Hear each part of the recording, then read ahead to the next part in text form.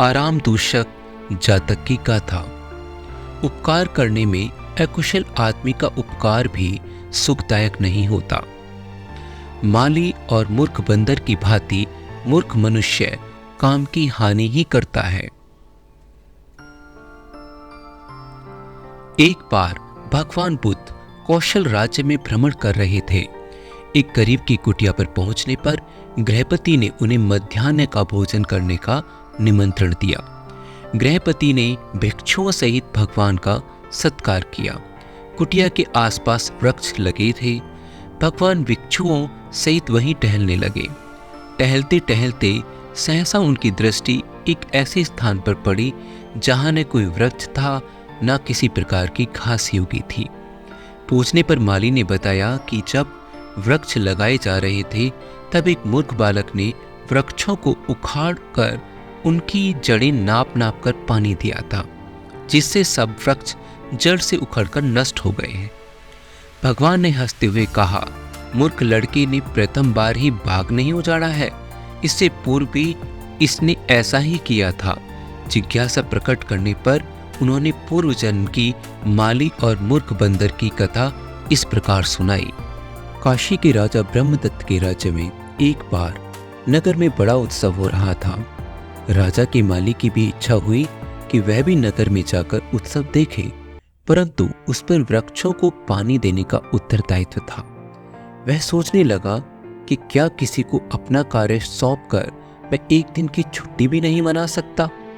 बाग में बहुत से बंदर भी रहते थे। वह उनके सरदार के पास गया और याचना की, सरदार साहब, मैं एक प्रार्थना करने आया हूँ। नगर में बड़ा भारी उत्सव हो रहा है।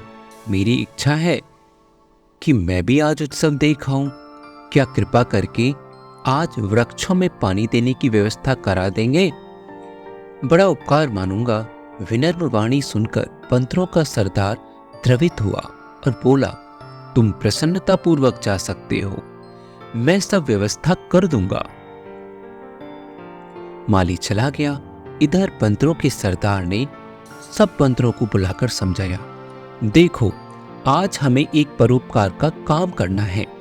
बेचारे माली को छुट्टी नहीं मिलती थी। हमने आज उसका काम करने की जिम्मेदारी ली है। हमें बहुत सावधानी पूर्वक सब वृक्षों में पानी देना है। कोई वृक्ष प्यासा न रहे। जिस वृक्ष को जितनी आवश्यकता हो उतना पानी दिया जाए, परंतु पानी व्यर्थ नष्ट न किया जाए। बंदरों की समझ में न आया कि वृक्षों की प्यास कैसी नापी जाएगी। उन्होंने अपने सरदार से पूछा।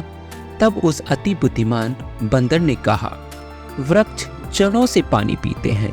किसी वृक्ष की जड़ें छोटी होती हैं और किसी की बड़ी।